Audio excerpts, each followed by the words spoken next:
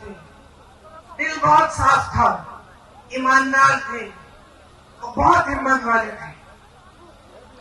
जैसे जैसे मैं बड़ी हुई, कभी कभी उनके चुनाव के प्रचार के लिए यहाँ आ जाती थी।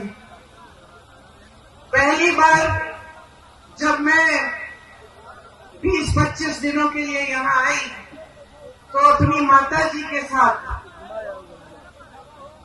उनके प्रचार में आई और यहाँ का तारपुर का जो गेस्ट हाउस था वहां पे हम लोग रहते थे। उस समय कुछ सारा साधन नहीं थे, प्रचार भी अलग तरह से होता था। गांव गांव जाते थे, मैं माता जी के पीछे पीछे जाती थी। पिताजी चुनाव जीते, प्रधानमंत्री उस समय थे। अमेठी के लिए जितने काम कर पाए उन्होंने किए। यहाँ पे बड़े बड़े उद्योग खोले, सड़कें बनाई। उस समय इंडिया मार्क 1 होता था, हर जगह इंडिया मार्क 1 लगवाया।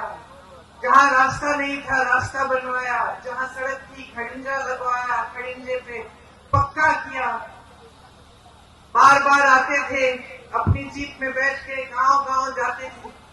कभी आप सबसे डांट खा लेते थे, कुछ मांग थी आपकी वो पूरी नहीं हुई थी, शायद एक सड़क या एक नलका, आप डांट भी लेते थे, प्यार से आपकी डांट सुनते थे। ये सब बातें मैंने देखी। कुछ समय बाद जब वो चुनाव, देश का जो चुनाव है वो हारे, यहां से तो जीते ही थे, तो उनके ऊपर काफी, मतलब उनकी सुरक्षा की काफी ये संदेह था कि कोई कुछ करेगा उनको। उनकी माता जी की हत्या हो चुकी थी, हम सब ने बचपन में वो देखा था, वो क्षण देखा था।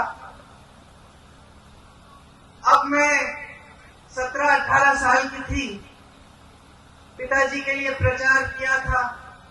पिताजी जो बड़ा चुनाव है वो हार गए, लेकिन अमेठी से फिर भी जीते थे। सुरक्षा की बड़े सवाल थे। हफ्ते में 5 दिन व्रत रखती थी कि पिताजी सही सलामत घर आ जाए। एक बार तो मौन व्रत भी रखने लग गई। पिताजी ने कहा तुमने आज ये दिन क्यों, इतवार के दिन? मैंने कहा ये दिन क्यों चुना तुमने मौन होने के लिए? इसी दिन तो कुछ घंटे मिलते हैं तुमसे बात करने के, बाकी समय में काम करता रहता हूँ। पिताजी ने हारने के बाद मेरे ख्याल से 2 या 3 गुना काम किया होगा जितना उन्होंने जीतने के समय किया। जनता के बीच जाते थे, सद्भावना यात्रा की, रात के 4:30 बजे तक, 3 बजे तक काम करते थे। मैं तब तक नहीं सोती थी जब तक उनकी चप्पल की आवाज मेरे कमरे के बाहर से गुजरती थी। मुझे सुनाई देता था कि पिताजी घर आ गए, तब नींद आती थी। घबराहट होती थी कि कोई कुछ कर ना दे। 2 साल बाद 1991 में एक फोन आया, किसी ने कहा कि पिताजी को कुछ हो गया है, पता करो। चुनाव प्रचार में गए थे, रात के शायद 10:30 या 11 बजे थे। मैं एकदम समझ गई कि कुछ बहुत बुरा हुआ है और अपनी माँ को बताने का,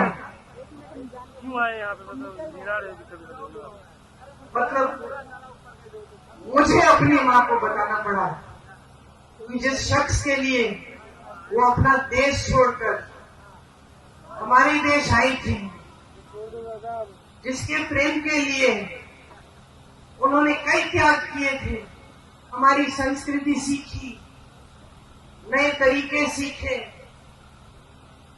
इंदिरा जी से हमारी भारतीय सभ्यता सीखी,